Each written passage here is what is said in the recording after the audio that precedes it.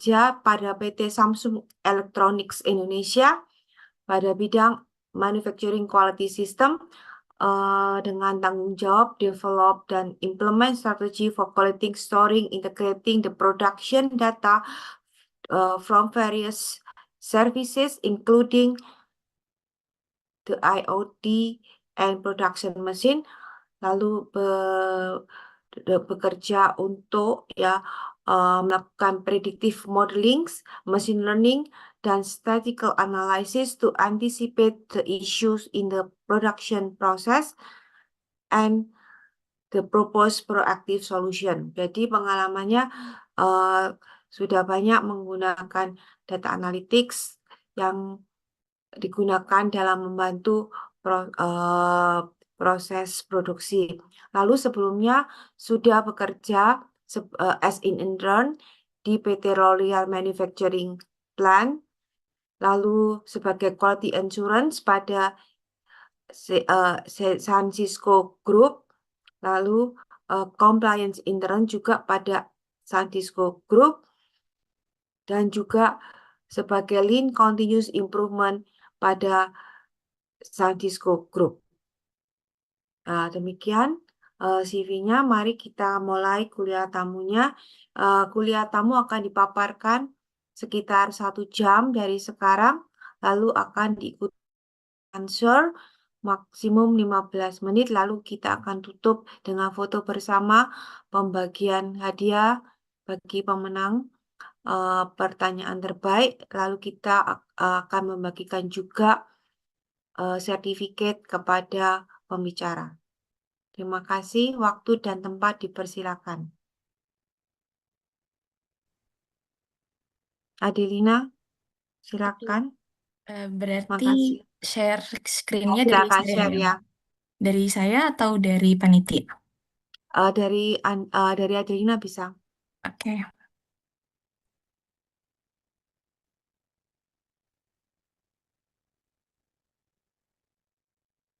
Oke, sebelumnya suara saya udah kedengaran belum ya, Mem? Suaranya sudah jelas Ah, udah suaranya. jelas. Oke, jadi selamat pagi semuanya. Sebelumnya terima kasih untuk yang sudah hadir dalam public lecture hari ini. Mungkin perkenalan lagi, nama saya Adelina Anissa. Saya fresh graduate dari Industrial Engineering Presiden University. Saat ini saya full time di Samsung Electronic Indonesia, electronic company, khususnya di Manufacturing Quality System. Oke, untuk public lecture hari ini dengan temanya Real World Data Analytics in Manufacturing, bagaimana sih penerapan data analytics itu di dunia kerja, khususnya di manufacturing industry. Oke, jadi sebelum kita menjelaskan lebih lanjut penerapan atau application-nya di manufacturing itu sendiri, sebenarnya kenapa sih data itu tuh penting di manufacturing? Why data matters in manufacturing? Jadi di manufaktur itu kita selalu berhubungan or kita selalu fight against the waste gitu. Waste itu semacam pemborosan atau sesuatu yang tidak berguna atau kurang berharga. Nah, di manufacturing sendiri, waste itu spesifik merujuk pada suatu aktivitas ataupun resource yang tidak memberikan value added activity, tidak memberikan nilai tambah, tapi malah menghabiskan sumber daya atau resource yang ada gitu. Berdasarkan prinsip lean manufacturing sendiri, waste itu ada 8. Jadi formerly ada 7 dan sekarang tuh udah nambah jadi ada 8. Apa aja? Salah satunya itu ada defects. Defects itu produk yang cacat, di mana kita harus eh, rework, kita harus buat ulang, atau kita buang, kita scrap. Selanjutnya ada overproduction, produksi yang berlebihan. Terus ada waiting. Waiting itu seperti kita menunggu material, menunggu mesin proses. Selanjutnya ada transportation. Transportation itu seperti movement, seperti transport yang sebenarnya itu kurang efektif, kurang efisien gitu. Selanjutnya ada inventory. Inventory yang berlebihan karena kita tadi overproduction, itu juga sebenarnya salah satu waste. Selanjutnya overmotion, gerakan yang sebenarnya itu tidak diperlukan gitu. Terus ada overprocessing, suatu proses yang sebenarnya tidak dibutuhkan. Dan yang terbaru itu ada non-utilized talent. Nah, the problem is, kalau misalnya waste ini itu tidak diukur, maka kita tuh tidak bisa melihat seberapa banyak sih waste yang ada di produksi gitu. Nah, disinilah peran data itu sangat penting gitu. Salah satunya seperti kita bisa nge-identify waste itu secara objektif, secara komplit, dan cepat. Kita selanjutnya kita juga bisa eh, membuat decision making. Decision making itu berdasarkan fakta, tapi bukan berdasarkan asumsi.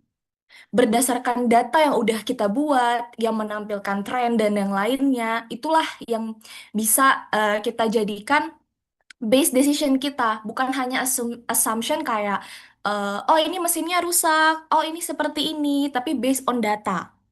Selanjutnya, dengan data, data itu bisa provide proses visibility secara real time. Jadi, apa yang terjadi di lapangan itu bisa di-show up langsung dengan data. Dan yang terakhir, data juga bisa support continuous improvement. Continuous improvement atau biasa yang kita sebut perbaikan berkelanjutan, seperti Kaizen, Lean, ataupun Six Sigma. Di sini ada beberapa comparison kenapa kita butuh data. Uh, karena without data, tanpa data, pertama kita menemukan masalah itu berdasarkan komplain. Komplain dari produksi, komplain dari operator. Terus, karena kita menemukan masalah dari komplain, kita membuat decision making itu berdasarkan opinion. Yang kita pun nggak tahu ternyata benarkah decision yang kita ambil gitu. Terus reporting juga masih manual, mungkin one by one, dan bisa jadi terlambat. Isunya udah terjadi di minggu lalu, tapi kita baru reportingnya minggu ini. Otomatis kita take actionnya juga lambat dan bisa mempengaruhi quantity ataupun jumlah waste dan defect yang terjadi di manufacturing. Selanjutnya ada improvement yang impact-nya itu tidak jelas gitu. Karena kita decision-nya berdasarkan opini, report-nya juga telat, maka kita improve-nya tidak solve ke the real problemnya itu apa gitu. Dan yang terakhir ada reactive work culture. Jadi pada saat ada problem, kita tuh tidak reaktif dan lebih menunggu karena beberapa hal-hal tadi, decision based opinion, report manual, dan problem found through complaints. Tapi dengan data itu bisa membantu kita, pertama, kita bisa identify problem itu lebih cepat. Selanjutnya, kita bisa take decision itu memang berdasarkan fakta. Apakah fakta dan angka ya? Selanjutnya ada real-time production monitoring via dashboard. Jadi data analytics itu kita akan sering bertemu dengan yang namanya dashboard. Dashboard itu seperti menampilkan real-time aktual kondisi di produksi. Selanjutnya, improvement target itu measurable, bisa keukur dan trackable. Traceability-nya ataupun historical datanya itu ada gitu. Dan yang terakhir, itu bisa ngebuat work culture-nya itu proaktif, a- proaktif dan data-driven decision making. Jadi decision making itu berdasarkan data, bukan berdasarkan assumption lagi. Tuh. Nah, selama ini saya familiar untuk mengolah data analytics itu menggunakan salah satu Microsoft Tools, yaitu Microsoft Power BI. Gimana sih caranya kita membuat eh, data yang awalnya raw data itu menjadi sebuah insight. Insight yang mudah dipahami oleh semua orang, bukan hanya supervisor level, leader level, bahkan eh, operator level pun ataupun orang umum setelah melihat dashboard itu mereka paham gitu. Sebenarnya tools yang digunakan itu bisa banyak. Excel pun bisa, Microsoft Power BI bisa, Tableau juga bisa, ataupun web based lainnya itu bisa. Tapi saya prefer untuk menggunakan Power BI karena salah satunya dia bisa provide a real-time dashboard. Jadi kita bisa konekin sumber datanya dengan si Microsoft Power BI untuk menampilkan apa yang sebenarnya user butuhkan. Selanjutnya, Power BI itu dia bisa connect ke multiple data source. Jadi bukan hanya Excel, dia bisa basis HTML, SQL, JSON, ataupun dan yang lainnya tuh banyak optionnya di Power BI. And then dia juga interactive filtering. Jadi sebenarnya eh, dashboard itu kan kita buat menarik selain hanya mudah dipahami tapi juga menarik gitu. Mulai dari filter warnanya, pilihan chartnya, apakah pie chart, Pareto, or something. Terus dia juga memberikan clear and informative visualization. Jadi sebenarnya tujuan utama dashboard ini tuh untuk faster decision making agar di produksi itu bisa melihat uh, aktual condition mereka, entah aktual condition produk proses mereka itu bagaimana gitu. Nah, dashboardnya harus ditampilkan selain informatif juga eye-catching gitu. And then yang terakhir sebenarnya juga automated reporting. Jadi eh, kalau Excel kita bisa export data one by one. Tapi dengan Power BI itu dia bisa langsung ngekonekin data source-nya dengan dashboard-nya. Jadi once kita udah buat connection-nya mereka, maka dashboard itu akan auto update per sekian detik dan memberikan informasi yang real time. Tuh. So, menurut saya data analitik tuh bukan hanya about a chart, Pareto, line chart or something, tapi itu sebuah clarity, action dan result. Jadi kita bukan hanya monitor bukan hanya memberikan data, tapi dari data itu action apa yang harus kita lakukan. Apakah action yang kita lakukan sudah tepat? Dan itu berdasarkan monitoring tadi. Gitu sih, mem dari saya mungkin terlalu cepat atau mungkin ada tambahan. Makasih buat sharingnya. eh Silakan, kita akan teruskan dengan question and answer. Karena kan ini sebetulnya adalah sesi sharing dan Hmm. dari pengalaman dari pembicara di dalam pemakaian aplikasi data analytics pada dunia kerja atau pada real manufacturing. Mungkin silakan panitia dibuka nih karena sudah apa namanya masih banyak waktu. Kita buka 3 pertanyaan pertama, nanti dilanjutkan tiga lagi dan seterusnya sampai mungkin jam eh, 10 ya. Silakan panitia diatur untuk question and answer-nya. Yang bertanya silakan raise hand. Halo, silakan raise hand.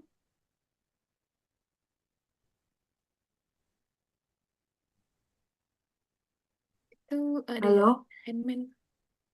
ya, Halo, tolong panitia diatur ya. Apa langsung? halo, boleh bertanya, Mem? Ya, silakan. Oke, Perkenalkan perkenal, dulu namanya. oke, makasih. Perkenalkan, saya Aib Sepudin dari Batch Evening ya.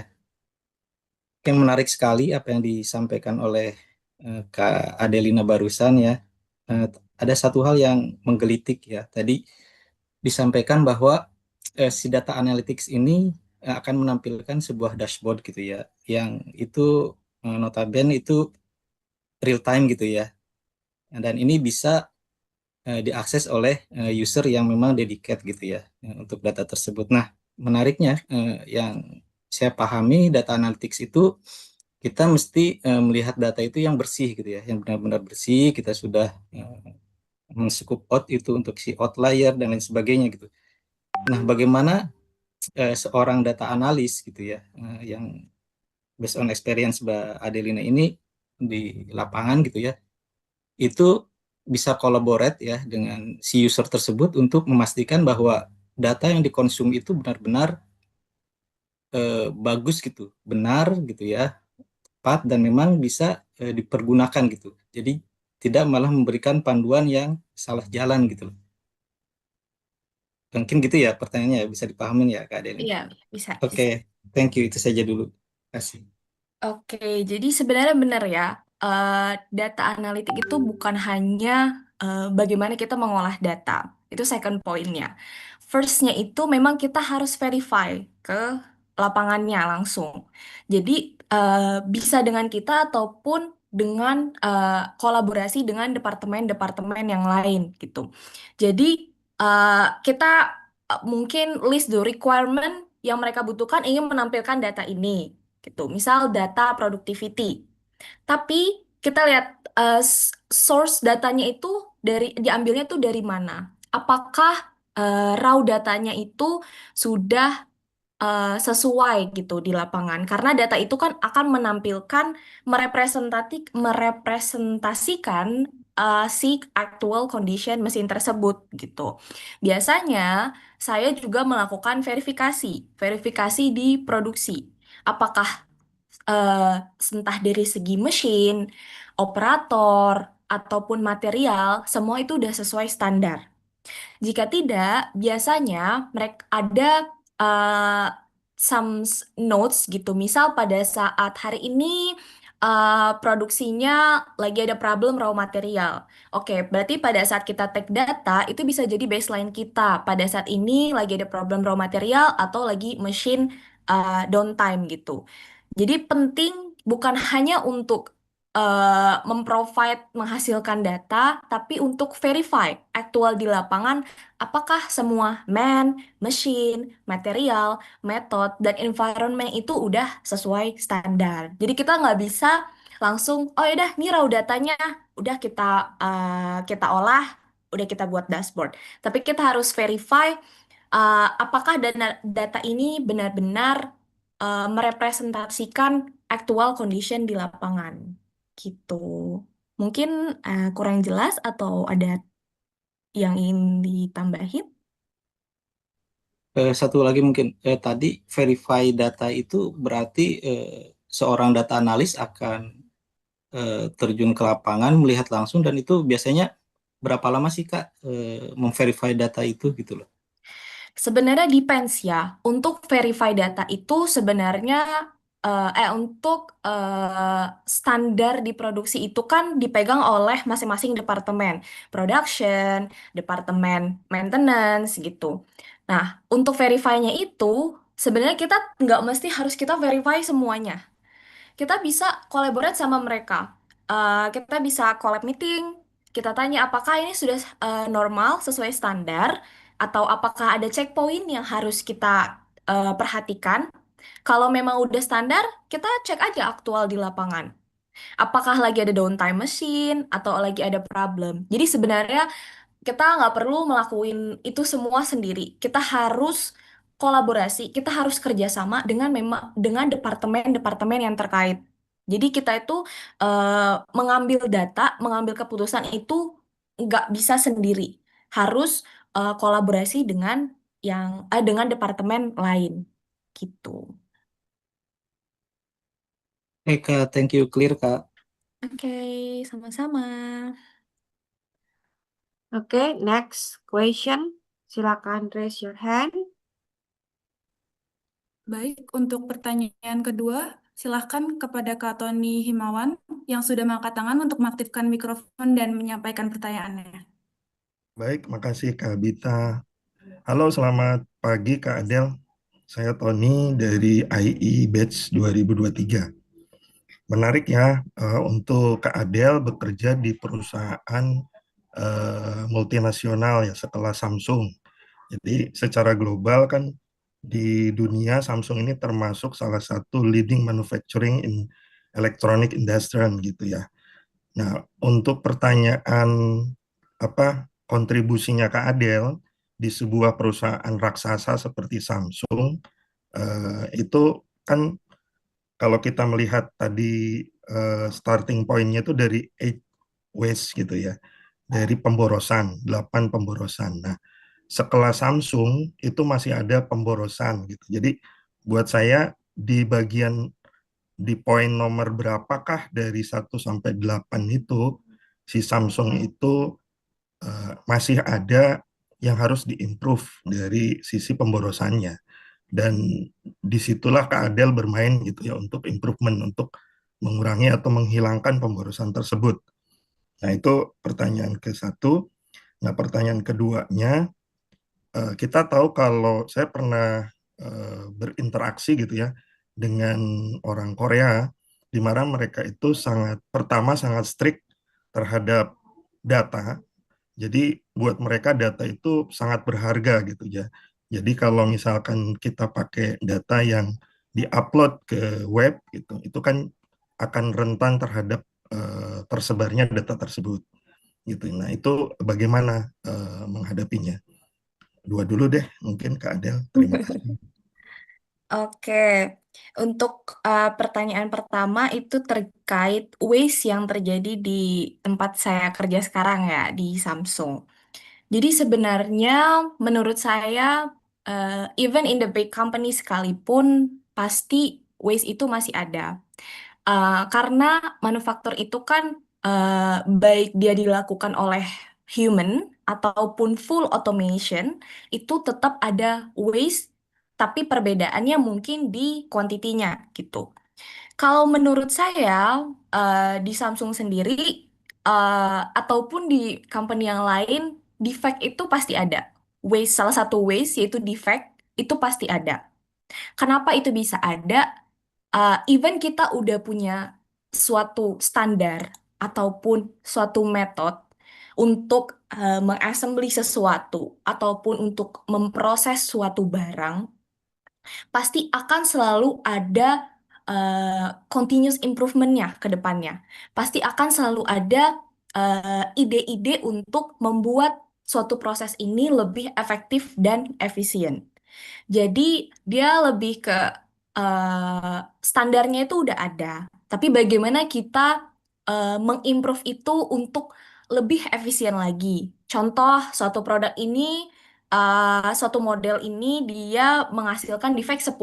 Kira-kira target kita adalah menghasilkan defect 0 kan?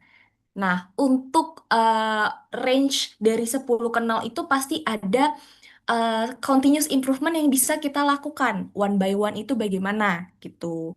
Jadi uh, even Samsung it's a big company, tetap pasti ada room for improvement gitu. Itu untuk question pertama. Selanjutnya itu terkait data ya. Mungkin lebih ke security policy-nya ya yang di Samsung. Memang di Samsung itu sendiri security polisinya itu lumayan strict, sangat strict. Di beberapa company yang pernah saya alami, Samsung itu salah satunya yang paling strict. Oleh karena itu, mereka itu sebenarnya punya sistem sendiri. Sistem yang memang dibuat, diolah, dan digunakan oleh Samsung. Jadi eh, untuk take raw data, untuk monitor, dia udah nge-provide sistem. Jadi untuk yang saya jelasin yang tadi Power BI bisa connect dari web terus langsung dimonitor, di beberapa company masih bisa pakai itu untuk kebutuhan internal. Tetap ada kode etiknya kalau kita tidak boleh mempublish itu ke eksternal. Bahkan untuk data-data reporting sekalipun gitu, itu hanya dikonsumsi untuk internal. Tapi kalau Samsung sendiri, memang dia udah punya sistemnya sendiri. Karena dia membuat aturan kita tidak boleh eh, publish itu ke eksternal atau menggunakan external source, dari company-nya sudah provide sistem yang bisa kita olah untuk kebutuhan internal gitu. Mungkin ada yang kurang jelas atau ada yang ingin ditanyakan? Cukup, Kak Adel. Cuman saya ada insight nih untuk quote hari ini. There is always room for improvement gitu ya. Iya, Jadi benar. saya mau Even, catat itu. yes, benar. Even sekecil apapun, itu selalu ada ruang untuk improvement. Oke, good. Thank you, Kak Oke, Adel. ya, thank you.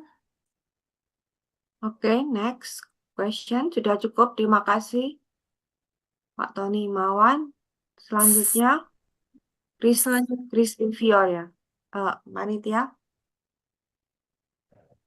Ya, mungkin terima kasih untuk materinya hari ini Kak Adelina. Ada beberapa pertanyaan sih. Saya eh, sangat kagum dengan sudah bisa bekerja di perusahaan besar seperti Samsung. Saya itu cuma penasaran, kalau untuk data analitik kan butuh transformasi dari recording data awalnya manual menjadi sebuah data digital.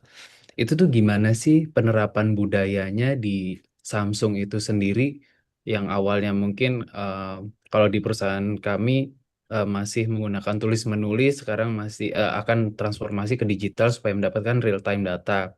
Itu budaya budayanya gimana? Karena tadi kan harus menggunakan data driven work culture ya.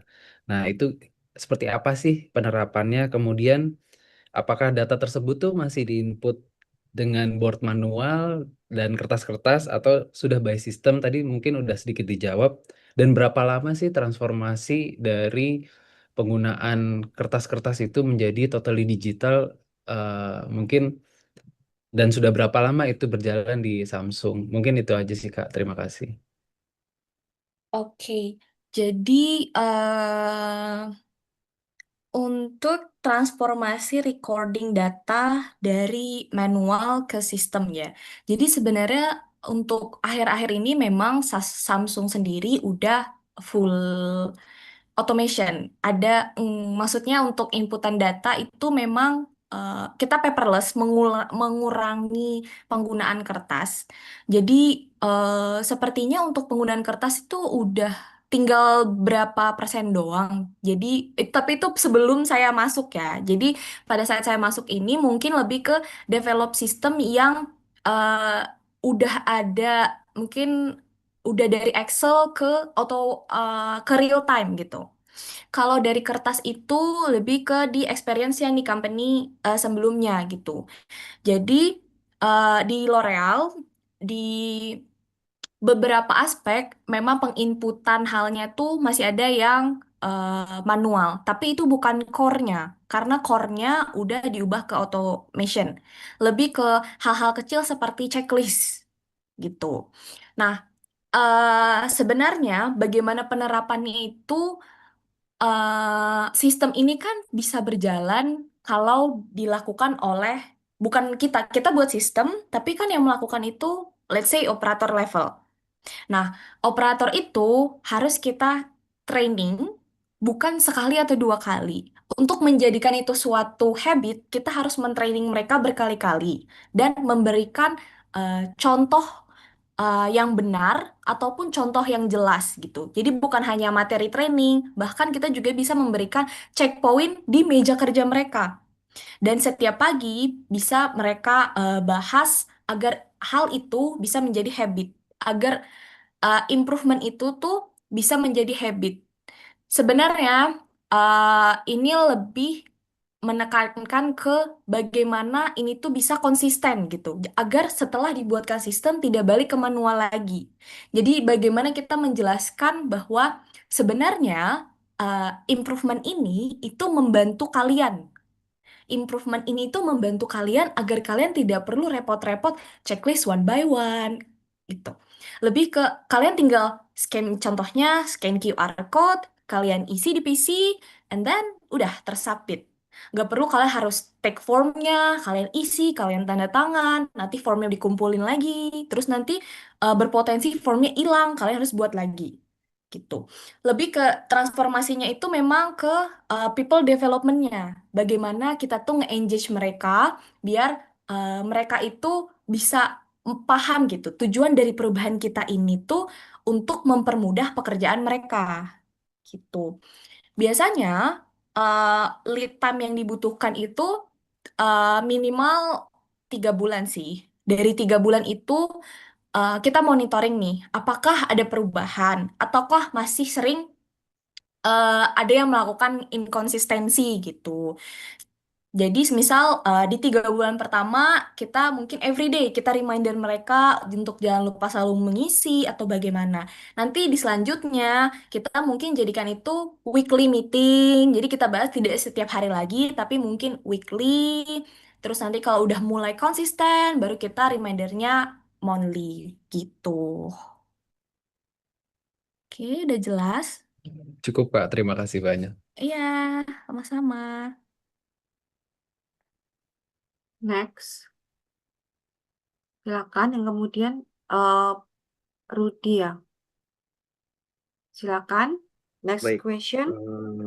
terima kasih. Salam kenal Kak Adelia. Saya Rudi dari batch 2023 kelas malam.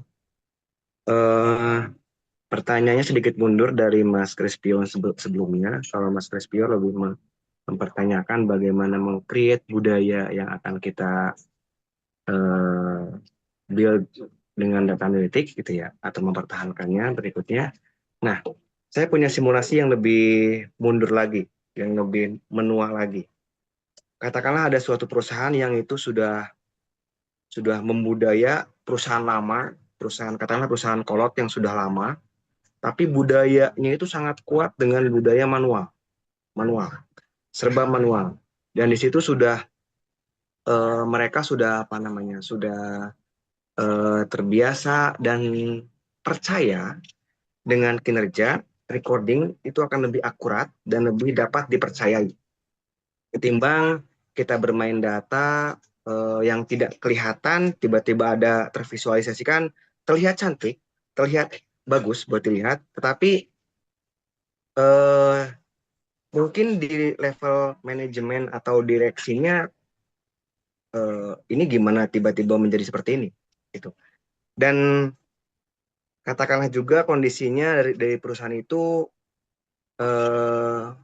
seorang direksi atau manajemennya beranggapan kalau data analitik ini atau visualisasi data itu terlihat bagus, cuman dalam tanda kutip memerlukan investasi pula. Terkadang hasilnya sama-sama, kita bisa melakukan analisa lama dan cepat, terus kemudian so far perusahaan bisa berjalan dari puluh-puluh tahun sebelumnya. Nah pertanyaannya, bagaimana dari sisi seorang data analitik ini menawarkan atau menjual pentingnya digital data, gitu ya. Pentingnya yang tadi ada dia mudah kok tinggal scan, mudah kok tinggal ketik, yang sebelum ditulis harus diverifikasi.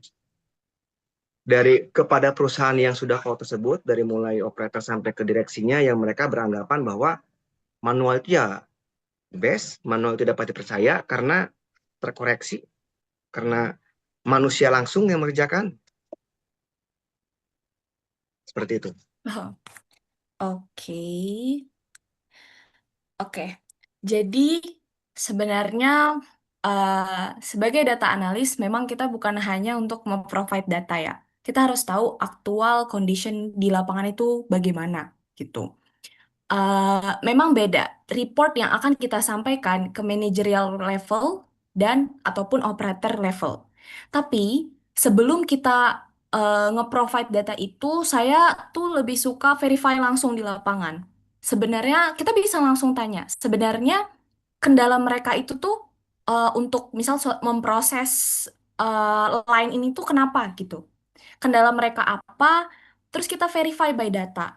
Benarkah yang mereka bilang karena mesinnya begini, begini, begini, hasil datanya itu sesuai gitu. Oh, ternyata benar. Karena jadi terjadi bottleneck di line 2 itu gara-gara ada problem ini, ada problem ini. Nah, dari problem itu kita define lagi. Kalau di teknik industri, kita belajar yang namanya fishbone analysis, 5 why. Nah, kita gunakan konsep itu untuk nge-solve the problemnya apa, atau at least kita tahu root cause-nya tuh apa gitu. Jadi mostly biasa sebelum membuat ataupun menampilkan data itu, saya tuh at least harus tahu sebenarnya yang mereka lakukan itu tuh bagaimana di lapangan. Aktual condition di lapangan bagaimana, anomali yang terjadi apa aja. Itu kita list down. Selanjutnya bisa kita meetingkan bersama. Apakah eh, dari anomali-anomali itu yang mana yang bisa kita raise up duluan? Barulah peran data itu di akhir. Peran data itu lebih ke buat jadi baseline, buat jadi target, dan buat jadi monitoring. Memang eh, jika suatu pabrik itu masih ada eh, campur tangan manusia, bukan fully machine, untuk mengukur atau measure human itu memang lumayan susah. Makanya kita nggak bisa ngukur nih. Misal pada saat ada checklist manual, apakah itu udah dicek dengan benar atau cuman di checklist aja? Pasti selalu ada bad assumption dong, kayak, oh iya, udah di checklist kok, based on checklist, udah di checklist semua nih. Tapi selagi itu masih manusia, kita nggak bisa fully percaya 100%. Makanya itulah perannya data. Bukan berarti kita nggak percaya, tapi human itu yang sulit diukur adalah konsistensinya. Bisa jadi tidak konsisten dalam mengisi atau memverify sesuatu. Sementara di managerial level, yang kita butuhkan itu uh, butuhkan untuk take decision itu berdasarkan data. Nggak bisa hanya berdasarkan assumption dan opinion gitu. Udah beda memang purpose-nya dari operator level dan managerial level. Nah, kita yang berada di tengah-tengah ini eh, bisa menjadi fasilitator mereka, apa yang mereka butuhkan dan menyampaikan titik tengah bagaimana sih biar suatu improvement ini bisa diterima oleh kedua belah pihak gitu. Mungkin kurang jelas atau ada pertanyaan lagi? Eh, Mohon maaf, sepertinya saya masih belum mengena. Hmm, saya coba mungkin perjelas. Pertanyaan intinya adalah bagaimana seorang data analitik gitu ya, menawarkan, meyakinkan sebuah perusahaan yang dia sudah punya budaya kuat dengan manual. Sehingga budaya itu terbentuk dari mulai operator level sampai direksi level. Saya sependapat mungkin digital lebih bagus, lebih akurat, lebih real time. Kemudian dan diperparahnya pula dari lingkungan perusahaan tersebut, direksi dan manajerialnya apa namanya mempertimbangkan ulang. Oke, ketika kita pindah ke digital, ke data yang lebih real time, itu kita butuh investasi, butuh device baru, butuh server baru, investasi lagi. Kita nggak penting, kita nggak perlu. Nah, poin saya, seorang data analyst itu ketika ingin menjual suatu sistem ke perusahaan model seperti itu apa yang bisa kita jual? Menurut saya, data yang kita tampilkan itu harus jelas sampai ke cost-nya, terus why, kenapa kita butuh ini, SWOT-nya, SWOT-nya, terus memang sih, in the end, uh, decision itu kembali ke direksi, kan? Tapi sebagai data analis, kita provide data yang komplit. Misal kita butuh investment mesin. Kenapa kita butuh? Kita jelaskan problemnya apa, berapa cost-nya. Kira-kira kalau kita investment ini kita saving cost berapa? Kalau misal kita reduce operator, kita saving cost berapa? Maka sebagai data analytics, tampilkanlah data yang komplit. Tapi sebagai data analytics pun kita nggak bisa menjamin bahwa eh, apa eh, improvement kita itu akan diterima oleh si direksi. Semua itu memang decision kembali lagi ke direksi. Apakah mereka memang mau investment atau enggak? At least by data kita udah nyampaikan, kalau kita investment kita bisa reduce reject segini persen, kita bisa saving cost segini. Tapi kalau misalnya kita nggak invest, kita akan terus mendapat defect segini dan bahkan bisa naik karena tergantung lifetime mesin lagi gitu. Jadi sebagai data analytics, provide-lah semua data yang lengkap dan yang dibutuhkan dan mudah dipahami. In the end, kalau memang dari managerial level itu tidak mau investment, it's okay. Itu company juga company mereka gitu. Dari kita nggak bisa maksa, oh bapak kita harus investment ini, kita harus ini. Enggak, karena kan decision itu semua diambil oleh semua keputusan departemen gitu. Jadi kalau highlight poinnya sebagai data analytics, bagaimana provide-lah data yang lengkap. Saving cost-nya, investment cost-nya, machine rate cost-nya, itu berapa gitu.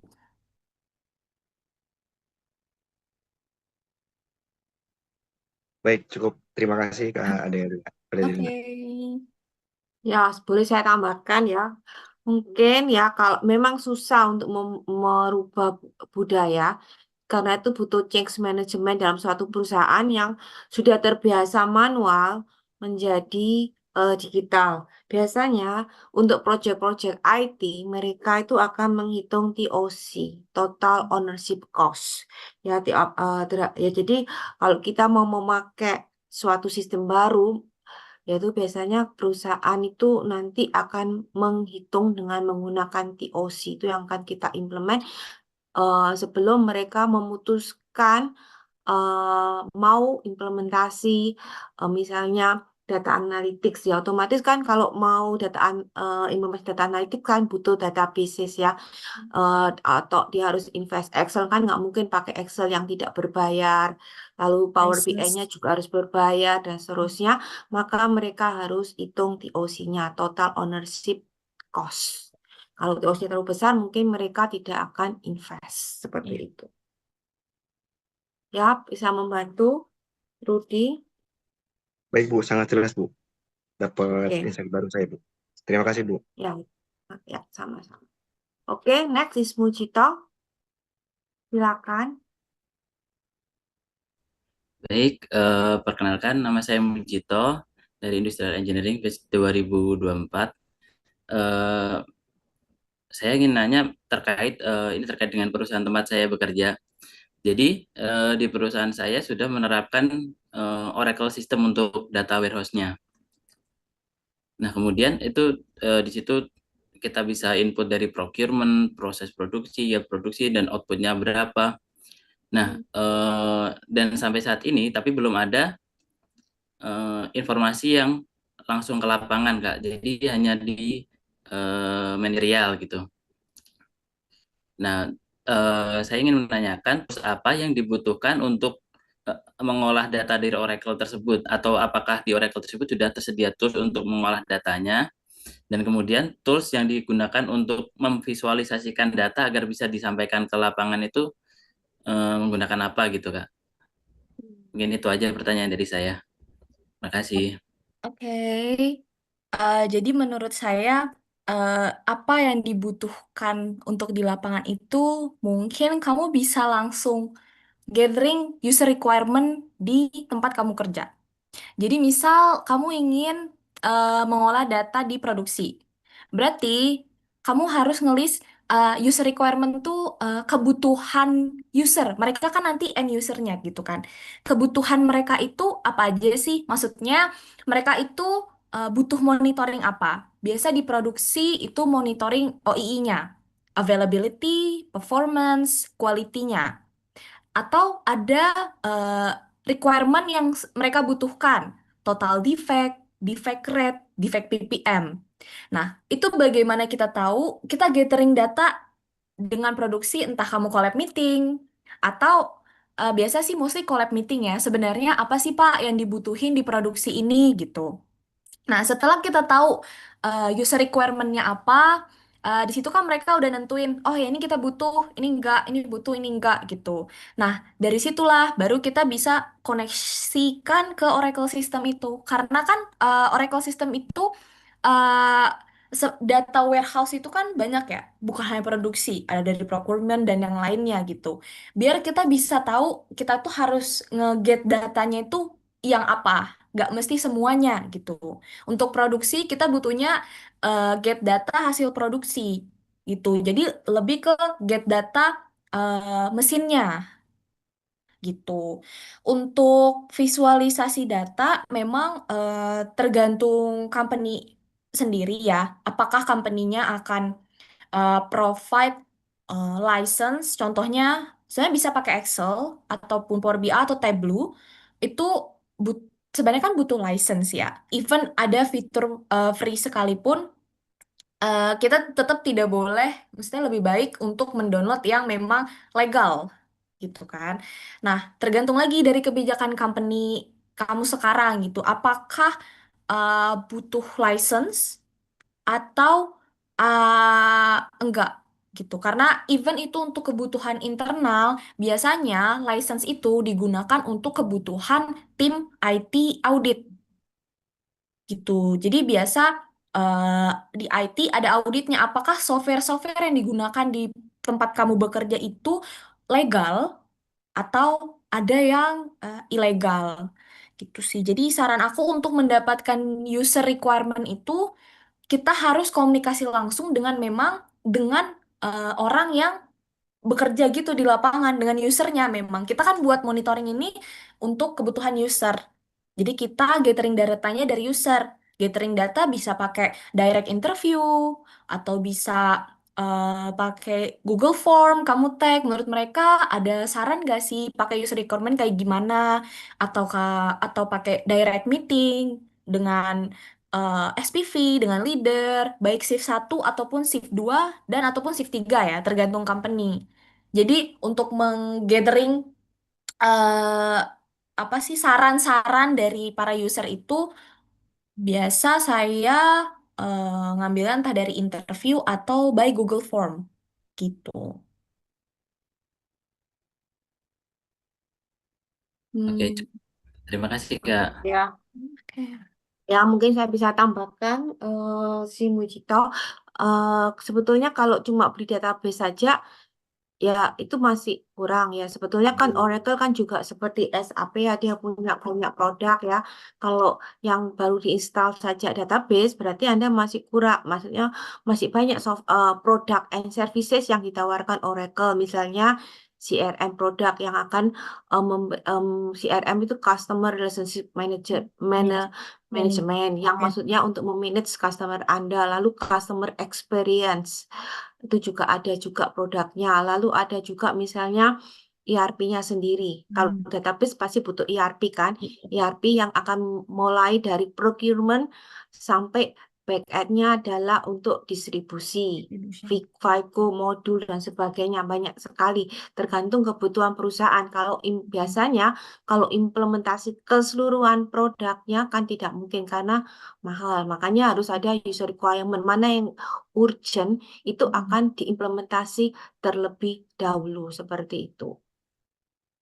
Ya, jadi banyak sekali produknya Oracle yang mana yang harus di eh, implementasi. Tapi kalau misalnya database Oracle Anda mau pakai PeopleSoft juga boleh untuk memanage eh, human capitalnya ataupun yang terkait dengan human resource itu juga boleh. Jadi itu kalau masih implementasi database berarti Anda hanya memiliki database saja. Tetapi misalnya ERP sistemnya juga harus Anda beli. Tapi tidak semua ERP sistem bisa langsung diinstal semuanya. Kan ERP ada produksi, ada untuk modul maintenance, ada modul untuk FICO, Finance and Cost Accounting dan seterusnya. Lalu procurement dan seterusnya. Seperti itu kira-kira. Bisa membantu? Oh iya, Mam. Sudah dimengerti, Mam. Jadi itu lebih balik lagi ke requirement perusahaannya mau Iya, iya. butuhnya seperti oh ya. Apa dulu yang paling urgent apa dulu gitu. Oh iya. Selanjutnya, Mam, kan tidak semua tidak semua operator tidak mengakses Oracle, Mam. Jadi mereka tidak tahu informasinya seperti Hmm. apa. Nah, dari kitanya itu menyampaikan menyampaikan informasi di Oracle ke operator tuh, oh kita tuh misalkan yield produksinya turun, kita tuh yieldnya turun segini loh, dari sebelumnya segini segini gini. Jadi butuh improvement di sini gitu. Itu menggunakan tools atau kita cukup informasi aja, Mam? Kalau operator kan dia sebetulnya kan levelnya adalah level yang paling rendah kan. Dia kan tugasnya hanya menginput berapa hasil produksi kan, lalu diinput ke database-nya kan. Ya, Iya, iya. sebetulnya yang bertugas mengontrol input output adalah leader yang memanfaatkan informasi tersebut. Hmm. Jadi sebenarnya Nah, operator nanti tidak perlu ya, Mam, ya. Iya, karena kan seperti saya pernah jelaskan kemarin bahwa di dalam di dalam managerial level itu ada level-level yang paling rendah adalah operational kan. Operational itu adalah yang mengkolek daily data. Nah, daily production data seperti data output, berapa outputnya yang baik, yang defect dan seterusnya. Lalu kita olah menjadi daily data yang ngecek kan pasti leader dari productionnya. Seperti itu. Ya nanti kita informasikan ke operator untuk improvement jika kok banyak defect seperti itu. Apa ya silakan dibantu oleh Delina bagaimana praktek di lapangan peranan operator dalam penginputan di database-nya. Ya. Sebenarnya memang kurang lebih sama. Biasa kita leadernya sih yang tahu, yang mungkin bisa kita show dashboardnya itu lebih ke leadernya. Karena kan leadernya lah nanti yang memanage di area mana yang memang sedang ada problem gitu.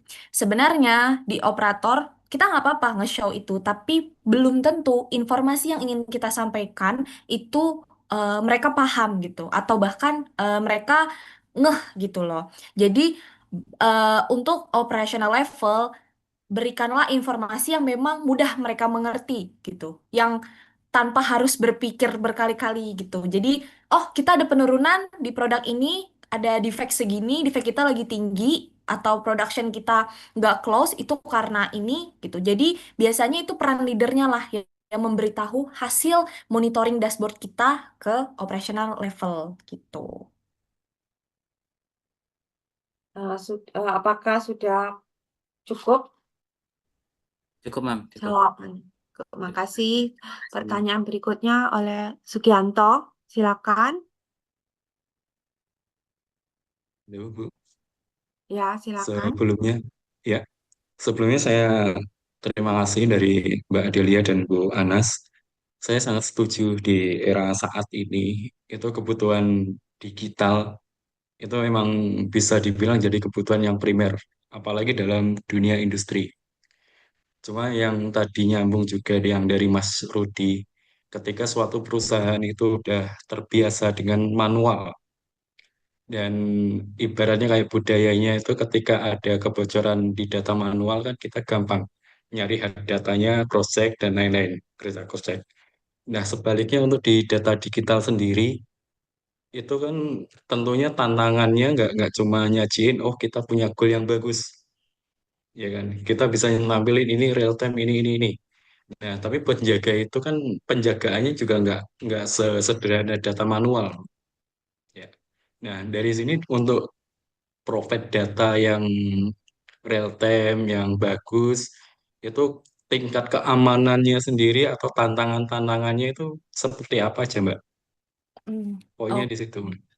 Oke, biasa memang untuk eh, data privasinya itu eh, ada dedicated orang tertentu. Jadi untuk untuk mengambil get data ataupun melihat historical data, biasa eh, ada semacam user ID dan password gitu. Biasa, misal untuk melihat, untuk menyeting, makanya biasa hanya boleh dilakukan oleh leader.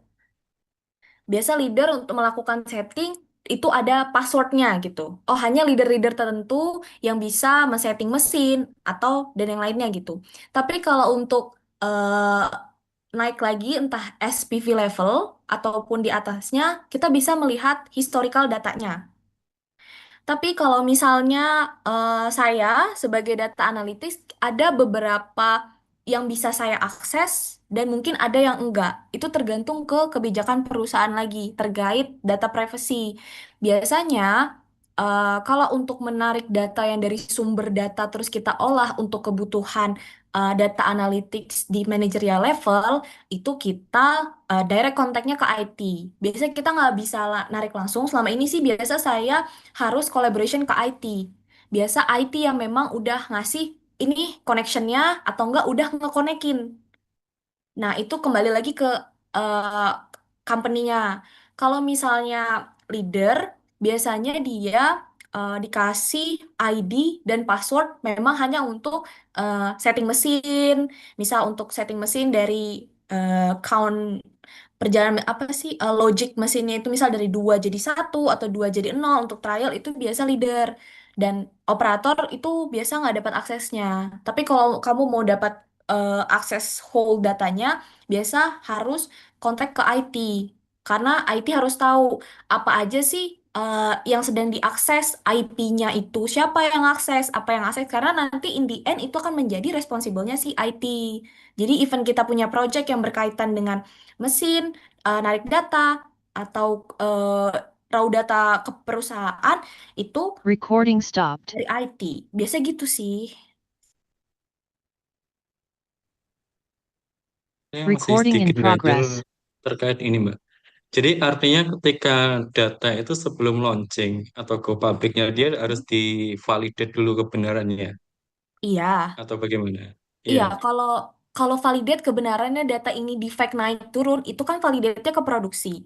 Tapi oke. untuk kita mau nge-publish atau technical sistemnya itu biasa ke IT.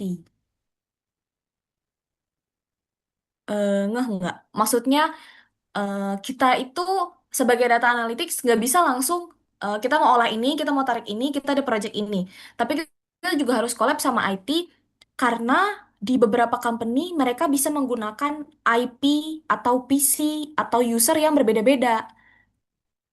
Jadi biasanya misal saya udah buat monitoring dan yang lainnya, minta ke IT-nya untuk publish, lebih ke publish ke internal system. Tapi untuk verify Hmm. datanya itu tetap ke produksi. Oke, Gitu. boleh Mungkin saya bantu Artinya pemples. mungkin. semua sistem itu harus terintegrasi. Iya. Mungkin saya boleh bantu. Yang maksudnya adalah ada user authorization. Jadi Iya. tidak semua orang bisa akses data sembarangan. Jadi orang akan diberikan authorization depend on their responsibility. Kalau di responsibility sebagai data analytics, maka aksesnya boleh data produksi ini seperti itu maksudnya kan? Mm-mm. Ya, seperti itu. Atau maksudnya data security, apakah data perusahaan bisa kecurian, misalnya kena Recording stopped. ransomware, apa seperti itu yang dimaksud? Kalau kalau kalau seperti sistem kuis kita saja Recording in progress. sebagai user itu ada user authorization. Sebagai student, Anda hanya boleh akses informasi misalnya Anda enroll di kuliah apa saja. Anda hanya bisa buka misalnya data GPA Anda. Kalau menunya dosen beda.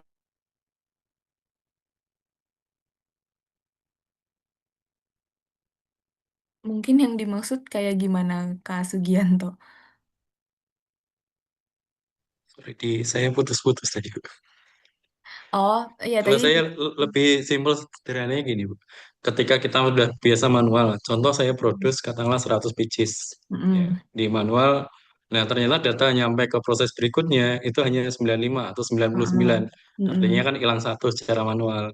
Nah, secara Mm-mm. manual hilang satunya itu dicari katakanlah nggak ketemu, padahal di Mm-mm. laporan di proses sebelumnya 100.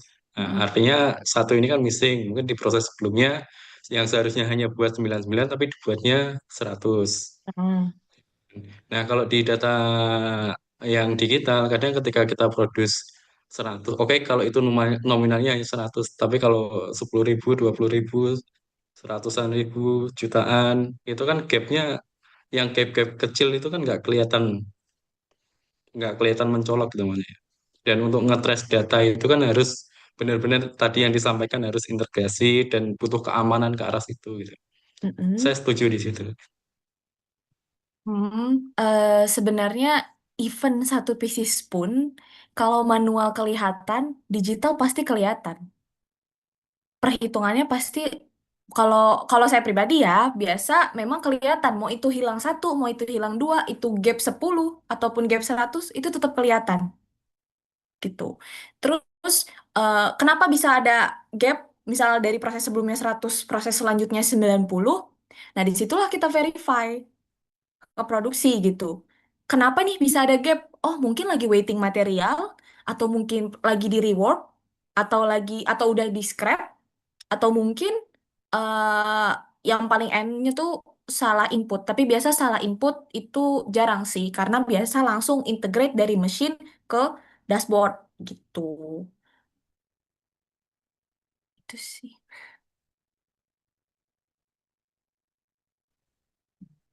Oke. Baik, mohon maaf, sepertinya sedang terjadi kendala teknis dari pihak moderator. Sambil menunggu moderator kembali terhubung, mari lanjutkan sesi tanya jawab. Silakan kepada Kak Adetia, bisa dinyalakan mic-nya untuk pertanyaannya. Baik, terima kasih Kak Adelina. Ya, jadi mungkin tadi kan beberapa pertanyaannya dari teman-teman yang sudah berpengalaman di industri ya. Nah, untuk kita sendiri kan ini banyak juga mungkin yang belum bekerja atau belum punya pengalaman di industri. Untuk bagaimana sih kita, kami yang belum punya pengalaman ini, yang punya keinginan untuk belajar data analitik, tool apa saja yang Kak Adelina rekomendasikan bagi kami yang pemula, dan gimana sih dulu Kak Adelina belajarnya bisa sampai bisa punya kemampuan yang akhirnya bisa diterima di company yang besar gitu. Oke, jadi sebenarnya saya juga belajar entah app apa, belajar Microsoft Word BI dan yang lainnya itu pada saat menyusun skripsi, pada saat magang. Sebelumnya memang hanya familiar dengan Excel, itu pun hanya basic-basic Excel-nya gitu. Memang pengalaman magang lah yang membantu saya untuk begini loh, di real world itu, dunia kerja itu kita begini loh pace-nya gitu. Di situ saya mulai ambil kursus-kursus online. Kira-kira kursus yang dibutuhin seperti, sebenarnya bukan hanya kursus tools-nya, untuk entah kursus Microsoft Power BI ataupun kursus Microsoft Excel, tapi lebih ke teoritikalnya juga gitu. Ada beberapa semacam agent gitu yang memang, atau bahkan yang free kayak di Coursera atau bahkan di LinkedIn sendiri, mereka ada menawarkan semacam online class tentang data analytics, sebenarnya basic-basicnya itu bagaimana. Baru setelah paham basicnya, barulah saya ambil yang course untuk soft skill-nya, karena waktu itu juga kebutuhan untuk skripsi saya. Terus menurut saya sih bisa sampai eh, intern dan experience di beberapa big company itu memang dari mostly dari pengalaman magang.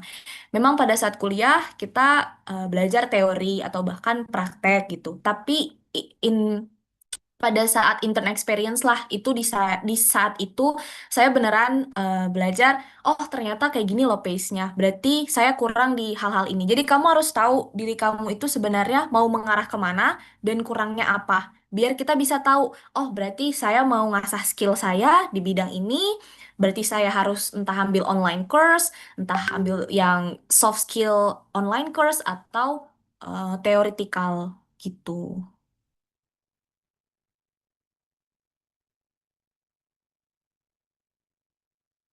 Mungkin ada yang kurang jelas atau gimana? Cukup sih.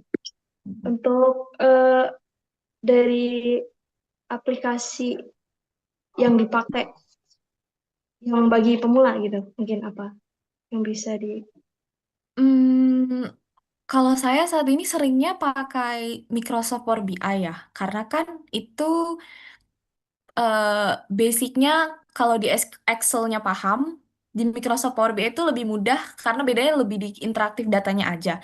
Karena kalau di Microsoft Excel kan ada pivot, ada filtering gitu kan, sum gitu, average dan yang lainnya. Di Power BI juga ada, kita bisa memfilter, bisa lebih ke memfilter atau mau menampilkan data bagaimana. Jadi mungkin kamu bisa ngambil case study yang ada di YouTube. Biasa di YouTube itu saya belajar, mereka udah nge-provide raw datanya, terus mereka ngasih tahu step by stepnya itu untuk mengolah dashboard itu bagaimana. Biasa ada. Kalau mungkin kamu kurang nyambung dengan online course seperti Coursera atau mungkin Udemy di LinkedIn gitu.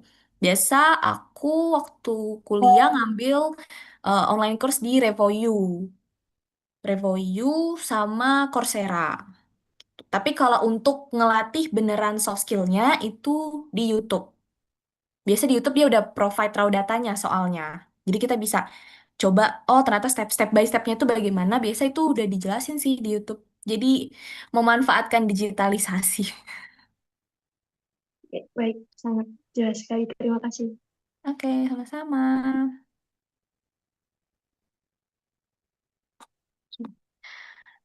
Next. Oke, ada next.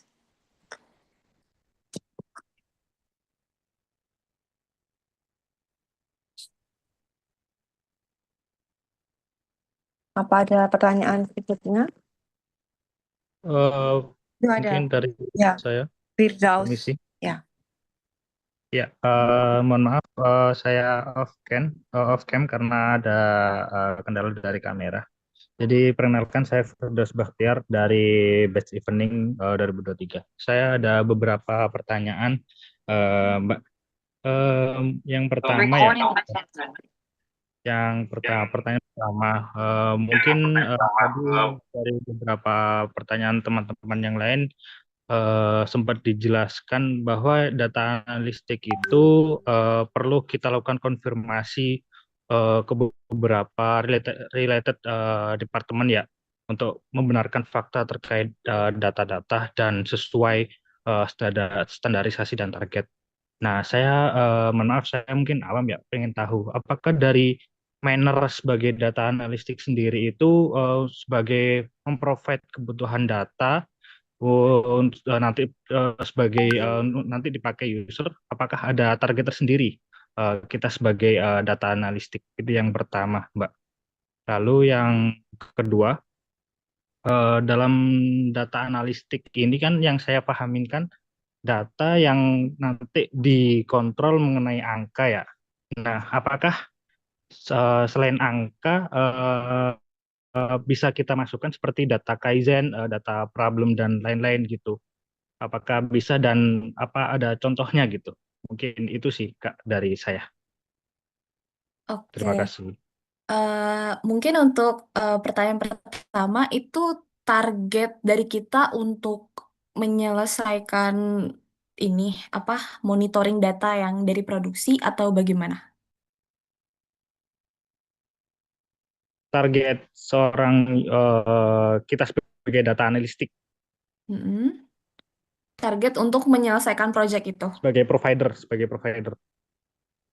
Hmm, sebenarnya eh, untuk target sendiri sih tergantung ya. Sebelumnya kan kita pasti udah buat timelinenya nih Kak. eh, kita jadi untuk sampai kita mau membuat dashboard itu ada beberapa timeline ataupun step-stepnya. Pertama mungkin dari user requirement, habis itu creating connecting system, trial and error, semua itu dibahas di awal. Jadi pentingnya project itu punya timeline gitu. Jadi misal pada saat kita user requirement, kita timelinenya 1 sampai 2 minggu, kita ngebuat sistemnya misal 1 sampai 2 minggu, itu semua timeline ditentuin bareng-bareng. Tapi kalau misalnya dari data analitik sendiri, untuk menentukan timeline kita bisa memprovide dashboard itu kan balik lagi di beberapa faktor. Apakah yang kita buat ini tuh level kesulitannya itu di mana gitu. Biasanya kalau misalnya untuk membuat dashboard dari data source yang mudah, maksudnya tinggal koneksi doang, biasa 1 sampai 2 minggu itu udah selesai. Tapi kalau misal datanya kompleks, kita harus sampai verify langsung ke lapangan, dan koneksi datanya itu lumayan ribet, itu bisa 3 atau 4 minggu. Jadi kembali lagi ke kesulitan si data itu untuk ditarik dan diolah gitu. Untuk pertanyaan kedua, bisa diinput data Kaizen atau enggak? Jadi kan data Kaizen sendiri itu kan pertama dari background-nya. Dari uh, background atau baseline-nya, terus action plan yang udah kita lakukan apa, dan monitoringnya itu bagaimana. Biasanya kalau dari uh, data sendiri, di Kaizen itu bisa nginput background-nya sih, baseline-nya gitu. Misal, week segini, uh, defect-nya lagi tinggi. Kaizen yang ingin kita lakukan adalah menurunkan defect itu. Bagaimana caranya? Biasanya action plan-nya itu dibuat terpisah gitu. Karena kan uh, di menggunakan software itu sendiri kan isinya memang angka. Tapi untuk action plan, dan status, biasa action plan-nya departemen yang bertanggung jawab, due date-nya dan statusnya itu biasa dibuat terpisah. Nah, si tools-nya ini sendiri digunakan untuk sebagai baseline, terus target, sama monitoring result-nya. Gitu. Mungkin ada penjelasan saya yang kurang jelas atau gimana, Firdaus? Cukup Bu. Berarti artinya yang saya minta berarti bisa ya Bu ya untuk dimasukkan Iya. informasi Kaizen. Terima kasih banyak. Oke, sama-sama.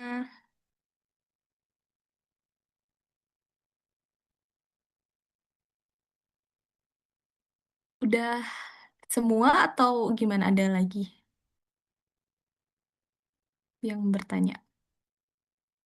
Halo, apakah saya bisa bertanya?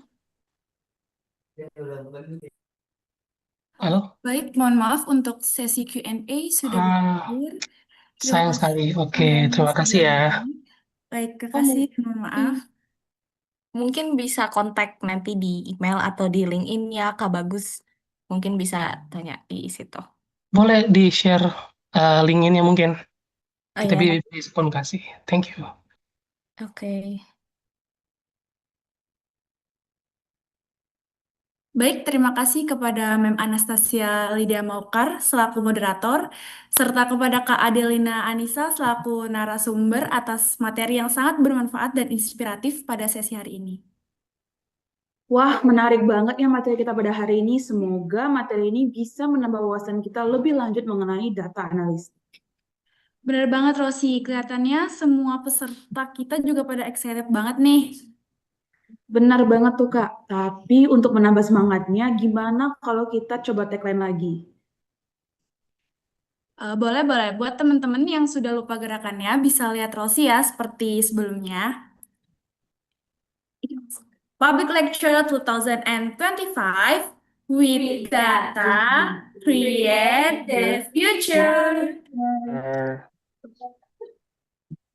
Selanjutnya, pemberian sertifikat untuk pembicara kita, yaitu Kak Adelina Anissa. Kepada Mem Anastasia, kami persilahkan.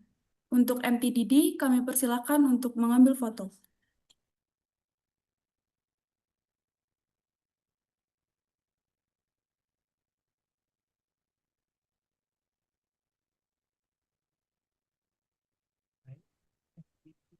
Mohon maaf, karena ada kendala. Kepada Putri, kami persilahkan. Oke, saya sudah bisa join lagi. Oke, baik, Mem.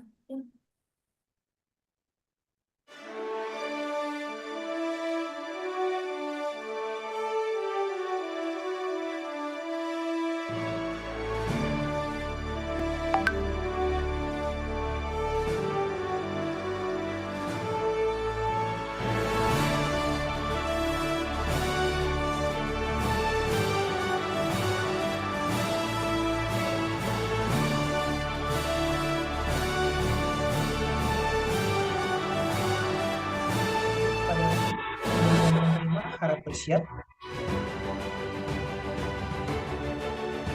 Pengambilan dokumentasi dalam 3, 2, 1.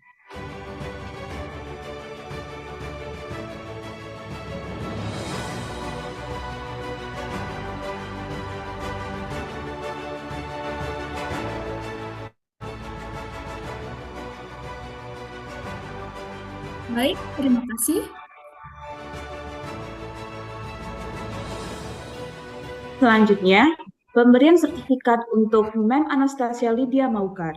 Kepada Putri selaku Project Manager kami persilahkan. Dan juga untuk ini kami persilahkan untuk mengambilkan dokumentasi.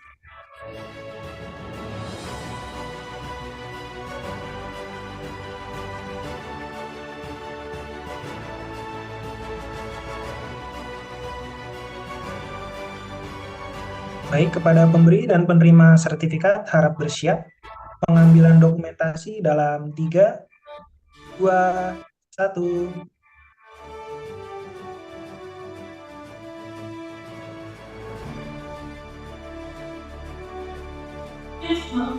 Baik, terima kasih.